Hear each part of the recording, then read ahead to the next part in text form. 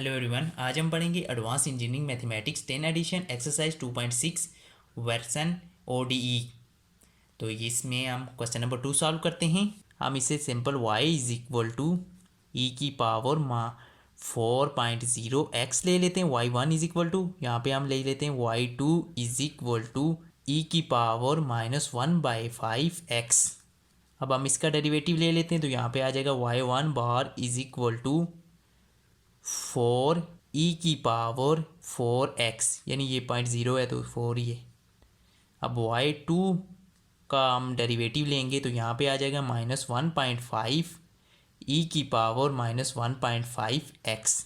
अब हमारे पास ये फार्मूला होता है w is equal to y1 y2 y1 का बार एंड y2 यानी डेरिवेटिव। तो हम सिंपली यहाँ पे पुट करेंगे वैल्यूज़। यहाँ पे ये हमारे पास क्या है, ई की पावर y1 क्या है, ई की पावर 4.0x, और ई की पावर y2 क्या है हमारे पास, ई की पावर -1.5x। अब यहाँ पे y1 बार क्या है, 4 ई की पावर 4x, और y2 बार क्या है, -1.5 ई की पावर -1.5x।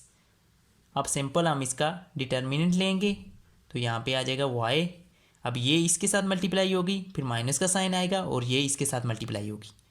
अब यहाँ पे आएगा -1.5 ई की पावर -1.5x इंटू इसके साथ हो रही ई की पावर 4x, माइनस का साइन दरमियान में आएगा। अब ये 4 ई की पावर 4x इंटू ई की पावर -1.5x। अब आपको पता है कि जब बेसिस सेम होती हैं तो पावरें आपस में ऐड होती हैं, तो यहाँ पे आ जाएगा -1.5 ई की पावर, इसमें से जब माइनस हो जाएगी क्योंकि माइनस का साइन है साथ, तो ई की पावर आ जाएगी 2.5x। अब इसी तरह माइनस का साइन साथ आ जाएगा, और यहाँ पे आ जाएगा 4 ई की पावर, यहाँ से भी माइनस हो जाएगी क्योंकि साथ माइनस का साइन है, तो ये आ जाएगा 2.5x। तो यहाँ पे बन जाएगा, ये जब 4 में से माइनस हो गए क्योंकि दोनों सेम है, तो यहाँ पे आ जाएगा 2.5 ई की पावर। अब यहाँ पे ये दोनों माइनस के साइन है, यहाँ पे आ जाएगा 5.5 ई की पावर 2.5x। ये w की वैल्यू आ गई, तो ये हमारा आंसर आ गया। अब हम क्वेश्चन नंबर 7 सॉल्व कर लेते हैं। बाकी भी इसी तरह होंगे सॉल्व, सेम इसी तरह। हम cos, अब हम इसे y1 cos h(ax) ले लेते हैं, y2 sin h(ax).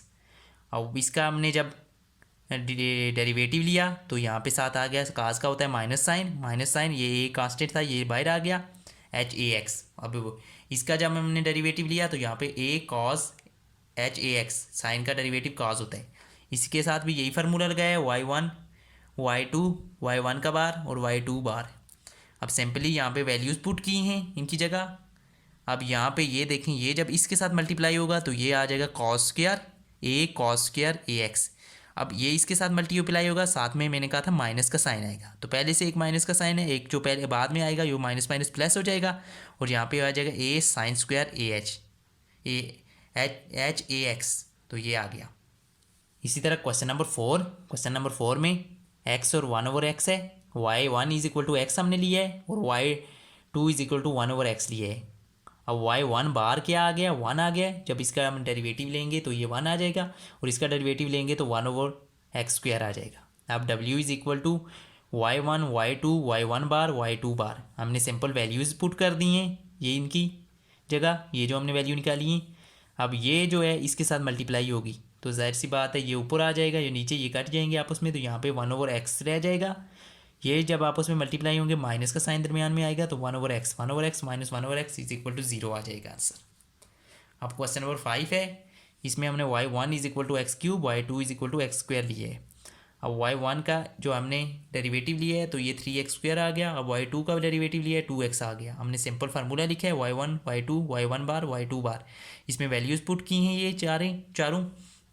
अब हम ये देखें, ये इसके साथ मल्टीप्लाई होगा 2x इंटू 3x, ये आ गया, माइनस का साइन दरम्यान में आएगा 3x² x², ये आपस में मल्टीप्लाई हुई, बेसिस सेम है तो पावरें ऐड होंगे, तो ये 2x की पावर 4 आ गया, माइनस ये देखें ये भी पावर ऐड होंगी आपस में, बेसिस सेम है, तो ये 3x की पावर 4 आ गया, ये माइनस हो गया आपस में, तो यहाँ पे आ गया w = -x²।